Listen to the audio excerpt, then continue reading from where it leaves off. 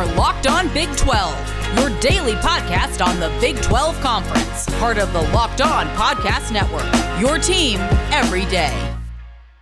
Hello, everybody. Josh Neighbors here today, Locked On Big 12 podcast. Today, it is February 4th, 2022. On the show today, we preview a big weekend in Big 12 hoops, and we look around the country to some other interesting games as well. That's coming up on today's show.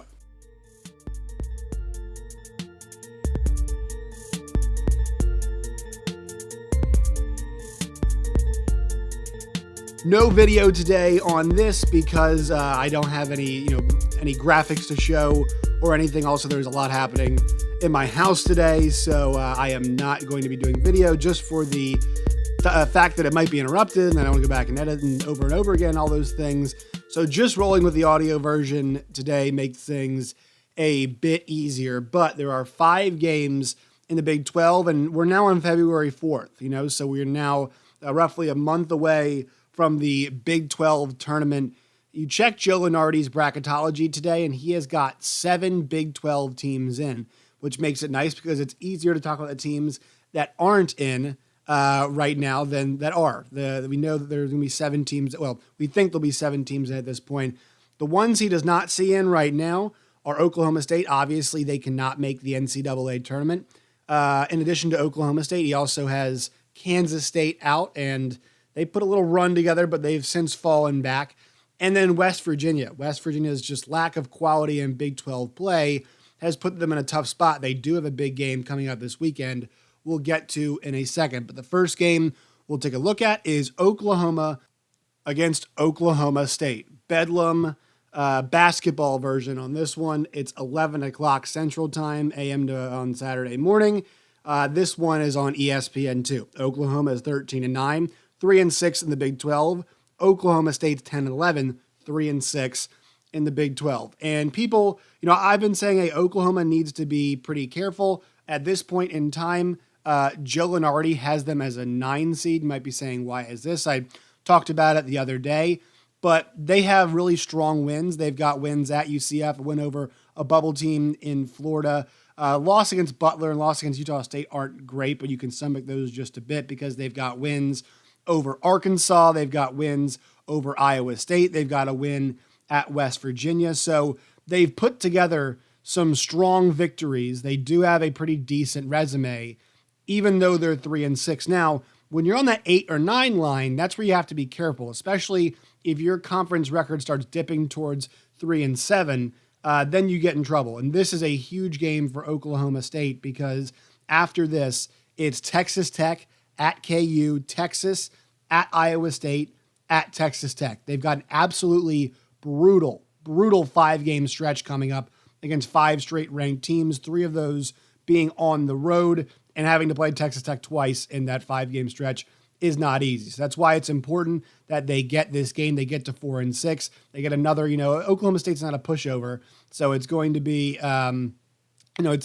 be considered not like super high quality win, but a good enough win. So this would be a win that, help them stay on the right side of the bubble right now. Now, they're not on those bubble teams that we're seeing, but a couple losses here could put them in that range. So it's important that they take care of business.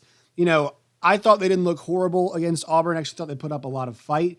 They got beat by TCU. They really needed that TCU game. So they have to figure out a way, to get back on track, especially with their offense. It feels like their offense has just been lacking. They've scored 63, 68, 72 against West Virginia, which was good, but then 51, 64, 58, 52. This is not a team that's just, they're not doing enough on the offensive end of the floor right now. They're 227th in terms of points per game. Now, 64 points a game allowed, it's pretty good. So they're playing good defense, but their offense needs to go with it. And Porter Mosier's group, I think he's done a good job so far. I know at some points the natives have been restless, but I think it is difficult when you got a guy like Tanner Groves, who is your leading scorer, considering some nights he's just going to be a little bit outmanned and outclassed. And so I think that makes it difficult. I've said this a bunch this year. I feel like they really needed Davion Harmon, but they have not had him. So it's been a challenge for them. Oklahoma State, on the other hand, really just weird up and down year. I know everything that's been going on for them, but they've lost 4 straight games. Now, they've played at Texas, Iowa State, at Florida, and at Kansas State, so not easy games, and they've been competitive. A 5-point loss against Texas, only lost by 3 against Iowa State, and that was an overtime game. A game they were leading against Florida, they end up losing by 9. They lose by 3 to Kansas State in a game that was pretty back and forth. For them, they're also one of those offensively challenged teams. They're not as big, so these aren't two really big teams. So I think it's going to be solved more on the perimeter. I'm going to think the spread's going to be pretty close too. You might think Oklahoma State because they're at home, but I mean OU just needs this game so badly, and that's why I'm leaning in that direction right here. I know it's on the road, which makes it more tough, but they just need this game in some kind of way. So I'm kind of leaning that direction, but I think this game's pretty meaningful. I know Oklahoma State might not feel like it, but still it's a rivalry game. And, I think Oklahoma State would be happy if they could play a part in potentially keeping Oklahoma out of the NCAA tournament. I think that would give them some joy. And we know Mike Boynton's team always plays pretty hard. Next game, 1 o'clock on ESPN. Texas Tech, number 14 in the country. They're 17-5. They're 6-3 in the Big 12 Conference. Goes on the road to WVU Coliseum to take on West Virginia, who is 13-8, 2-6 in the Big 12. You go check out bracketology right now on the bubble. In the first 4 out, Florida, Mississippi State, Notre Dame, and West Virginia. West Virginia is the one team right now that's in that 16-team bubble picture. The bubble picture for Joe Lunardi is last 4 byes, last 4 in, first 4 out, next 4 out. And West Virginia is the only Big 12 team that shows up in that space. A huge opportunity for them at home against what looks like one of the best teams in the country. Texas Tech's playing the best basketball in the country right now. They have West Virginia is on a run of 6 straight losses. Now, they've played Baylor twice. They've played at KU. They've played at Texas Tech. They've played OU at Arkansas. So it's not like their schedule has been easy, but they just aren't racking up the wins the way they used to. And this is a team that is not as good defensively as normal, and they just lack the scoring punch. That's been the thing for me is they lack the scoring punch, and they're usually the more aggressive team. But that's going to be a tough task against Texas Tech, who's playing with a lot of confidence. So I would have a tough time in this game picking against, Texas Tech. Now, you feel like at some point in time, West Virginia is going to get off the snide, but I think that might come against Iowa State this week at home, as opposed to coming against this Texas Tech team that's just really brimming with confidence as we kind of think about, who's playing well. I know they had that loss to KU, but they've won 4 of their last 5 games, loss, and that was a close loss to Kansas. They blow out Mississippi State, who's not a bad basketball team. The Texas game was close. It was close at times. Not going to act like it wasn't, but they still come out with a win in that game. And rather somewhat semi-comfortably, I'd say, in the end of that one. But this is an important game for West Virginia. If they can get this win, it'd be monumental. I can't believe I'm picking back-to-back road teams, the home teams in college hoops, normally the ones that get it done, but I'm going to roll with Texas Tech in this game. Be interested to see what the spread is. I'm 11-8 on the season against the spread, 4-6 last week. Started off 3-0, looked pretty hot, and then things fell apart for me and the Big 12. I had the Big 12. I kind of took them in a lot of situations. Texas should have covered. Like Oklahoma State should have won that game. Not sure what happened to Kansas. Got no clue what happened to Kansas. Getting curb stomped like that. But yeah, so we'll see if I can rebound some this week. All right, this one's 1 o'clock. Longhorn Network, number 20, Iowa State, 16-6. They're 3-6 in the Big 12 against Texas, who is 5-4 in the Big 12, 16-6 overall. I think this one's pretty simple. I think Texas rebounds and gets a really strong win. Iowa State, the reason why they're ranked so high and they don't have a great Big 12 conference record is because they beat Xavier, they beat Memphis when they were ranked, they have a win at Creighton, they beat Iowa, they've got a win against Texas Tech, they've got a win against Texas, they've got wins at Oklahoma State, and then they blew out Missouri, which is not a great win, but still. So they've got a resume full of strong wins. There's not as many questions about what a top peak efficiency Iowa State looks like at this point in time. There are, and also their track record is just pretty proven. I mean, out of conference too, they've gotten enough strong wins, and 2 of their conference wins are Texas and Texas Tech. So that just kind of speaks volumes of what they have going on. And also a road win at Iowa State or at Oklahoma State is pretty good to add to the ledger. And once again, Oklahoma State's not a great team, but that kind of win really does help you out. They play strong. They're one of the best defense teams in the conference. They only allow less than 61 points per game. And for them, the fact that Isaiah Brockington just always seems to be there, getting himself to the line, they just got to get those guys, around him, Kalsher and Hunter, and get all those guys going in unison. But normally, this is a team that wants to play their games. They can slug it out with you. That is preferred, although they have lost some low-scoring games this season, but that's kind of the preference for Iowa State. Texas, I do think this is a rebound game. I think they look strong at times of the night, but this is an opportunity for them to try to impose their will. It's going to be tough against an Iowa State team like this, but Tennessee was tough, and they were able to, for the most part, impose their will. So I think Texas gets back on it. I think this is that stretch I talked about yesterday with new Locked On Longhorns host Jonathan. But we talked about what they have to do to get Texas running at peak efficiency, get themselves to play their best game, because I think you can say that TCU game was their best game they played all year, but maybe you can think that's TCU laying an egg and not as much Texas, going out there and going balls to the wall. So I want to see that balance. I want to see them play their best game consistently, Texas, and I think this is a good opportunity to start. All right, we got the main event coming up here in a second, but first, a quick word from our sponsors.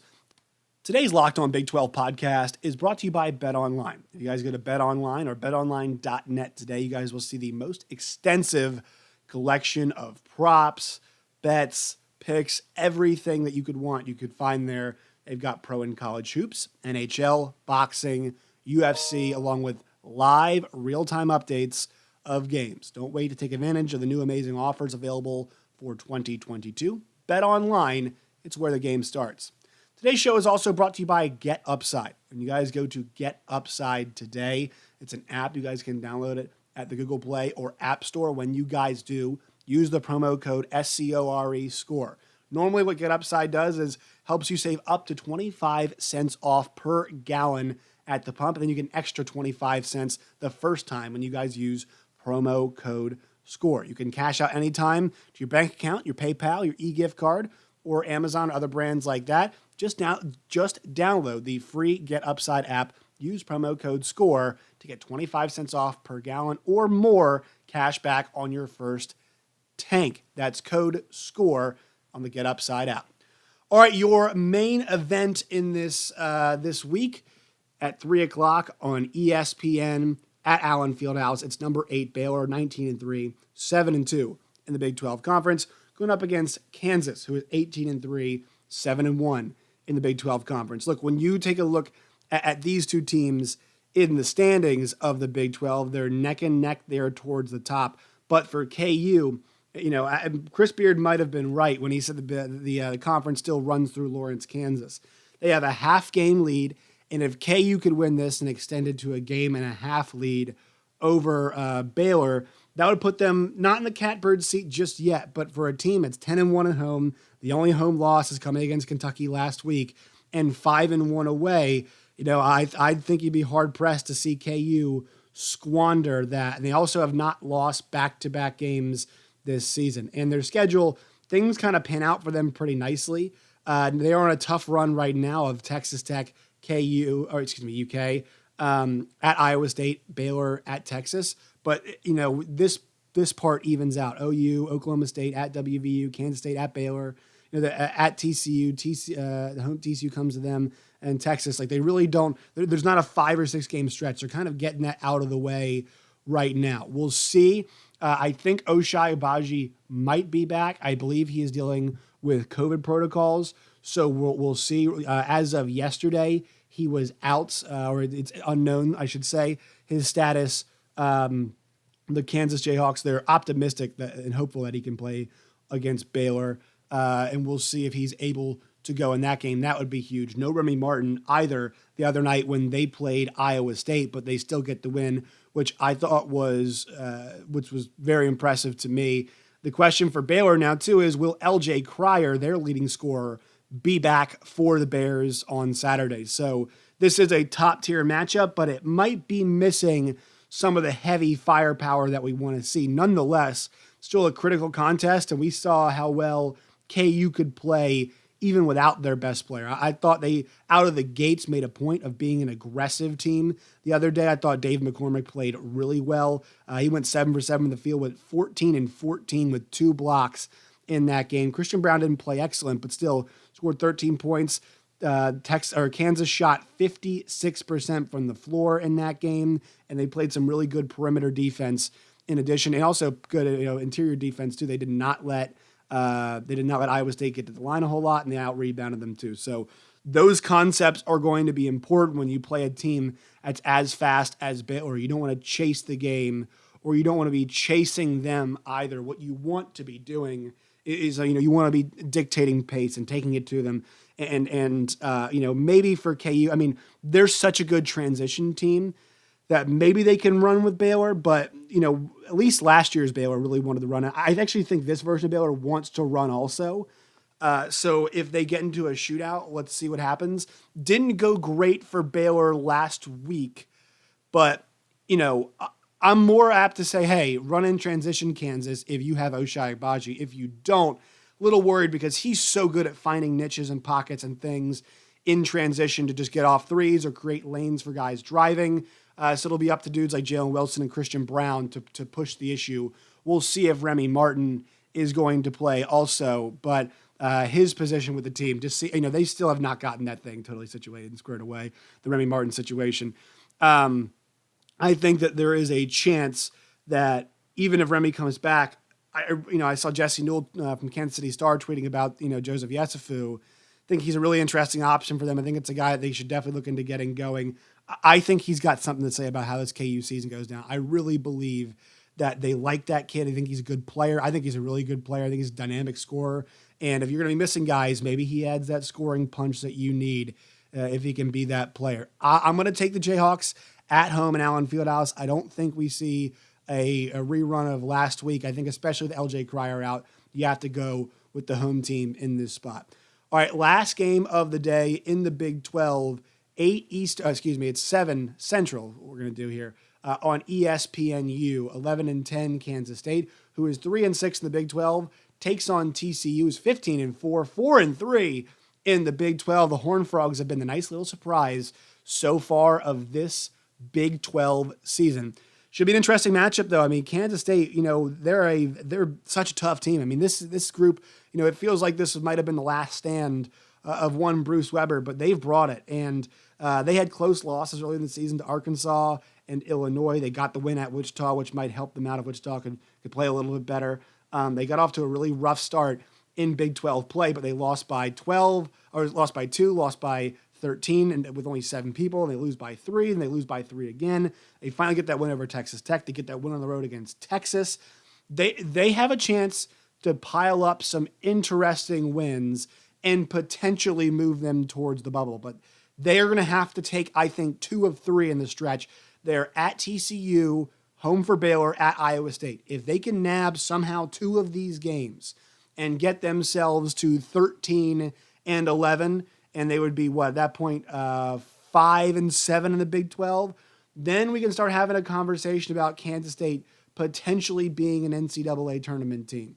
Their losses are not too crippling. Once again, Arkansas, Illinois, at Marquette, OU, Texas, at West Virginia, TCU, KU, at Baylor, at Ole Miss. So there's really no horrible loss on their resume, but their scoring is the problem that it comes and goes for them at times. I will say this, Mark Smith, who we're trying to get on the show, hopefully next week, has been, playing really good basketball as of late. I love how aggressive he has been attacking the rim. Last 2 games, he had 20 and 19 respectively. He had a couple off nights between then, but then against Texas went for 22, had a 25-point game against Oklahoma earlier in the year. So they can get them going, as long as Pac's going and they get Mark Smith going, they become a more dangerous team. For TCU, man, it's all about keep plugging, keep playing good defense, and then for them trying to get Mike Miles back onto a more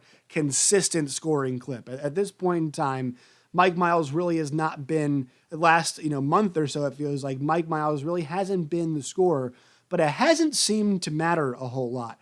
They've won 3 of their last 4 games. They've won 5 of their last 7. They've got wins at Iowa State, against LSU, and at OU in that stretch of time.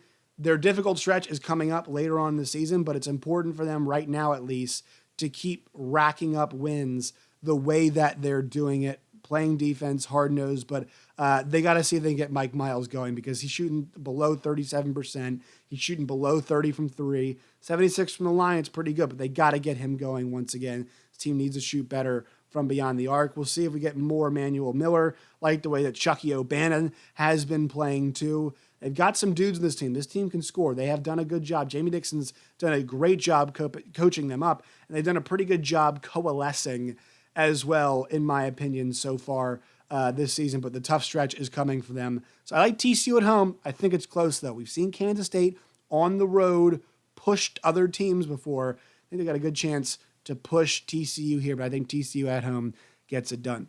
All right, one more word from our sponsors, then we'll take a look at some other games happening around the country that are coming up this Saturday, including a huge matchup between Duke and North Carolina. But first, quick word from our sponsors. Today's show is brought to you by our friends at Built Bar. You guys go to built.com today. That's built.com. Use the promo code LOCKED15, LOCKED15, LOCKED15. You'll get 15% off your first order of Built Bars today. They've got so many flavors available. They've got coconut almond, peanut butter brownie, raspberry, cookies and cream, salted caramel, mint brownie, and many more. In fact, Built is always coming out with new limited time flavors, so check out built.com often to see what's new and use that promo code LOCKED15 the first time to get 15% off on your first order. All right, so what do we got coming up tomorrow in terms of big college basketball games? You get UConn and Villanova, 11 o'clock Eastern time on Fox. It's a big one for Hurley versus Wright. It's a good coaching matchup.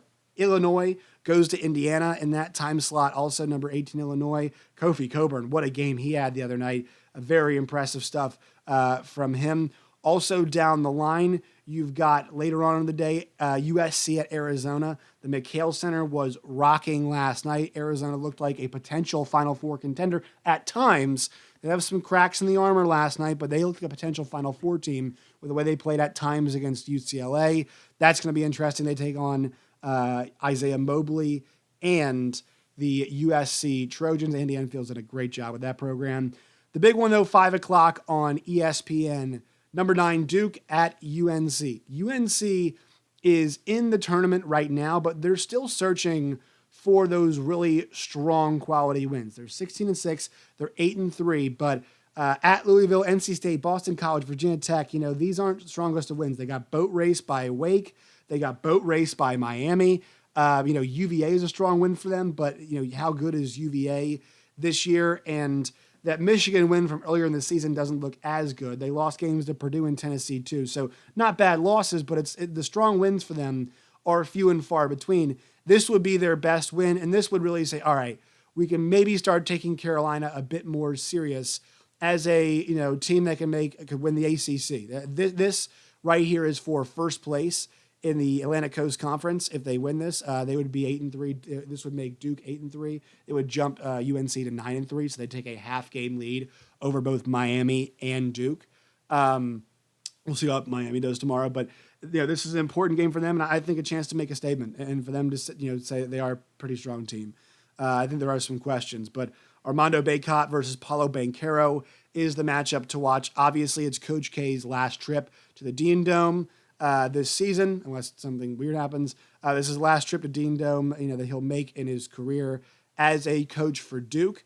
That's going to be something interesting. There's been a whole conversation about whether or not Carolina should be honoring Coach K. I don't think they should. I don't think there's any reason to honor Coach K at Carolina, but that makes for a compelling contest. And I think all eyes are always on Duke and Carolina because it's such a charged, fun, up and down game. The rest of the evening, you get 7 o'clock on ESPN, Kentucky at Alabama. Huge opportunity for Alabama to grab another important top 25 win, a top 10 win. Kentucky's now number 5 in the country after their performance last week against KU. And then also a nightcap on ESPN, Gonzaga at 9 o'clock. Gonzaga against BYU. BYU's been decent so far this season, but Gonzaga has been dragging teams 92-62, 104-72, 89-55. 78-62 against the University of San Francisco was their closest game. 115-83, 110-84, 117-83. This is a scoring machine. They score the second most points per game in the country. Drew Timme is averaging 18 and 6. He's shooting 60% from the floor. Chet Holmgren has been fun to watch. He's averaging 14.5 points, 9 rebounds, 2 assists, 3 blocks per game. You know, the gangly long player who can move, shooting 64% from the field. He's shooting 47% from 3. He's doing it all right now. So Gonzaga, fun to watch. I just wish they were in a power conference. I feel bad for them because they really don't get to test their mettle. I think it's important for them to do that moving forward as they get towards the tournament, and that's been kind of their downfall at times. I'm not sure, last year not as much, but at times it has been. All right, that will do it for the show today. Make sure you follow us on Twitter at LOBig12. Make sure you guys subscribe on YouTube, like the videos, leave comments. I always love interacting with you all and seeing your all's feedback. So next time, my friends, as always, stay safe.